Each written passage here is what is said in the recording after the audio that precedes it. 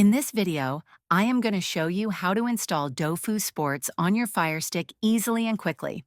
First, turn on your Firestick and navigate to the home screen. From there, go to Settings in the top menu and select My Fire TV. Next, click on Developer Options and ensure that Apps from Unknown Sources is turned on. This setting allows you to install applications from outside the Amazon App Store.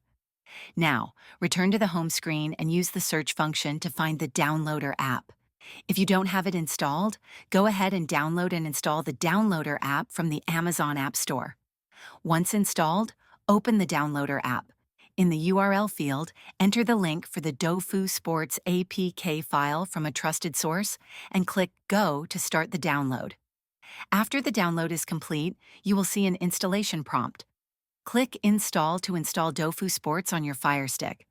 Once the installation is finished, you can open the app directly from the Downloader app or find it in your Apps section. Start enjoying live sports streaming on your Firestick. If this video helped you, please like and subscribe to the channel.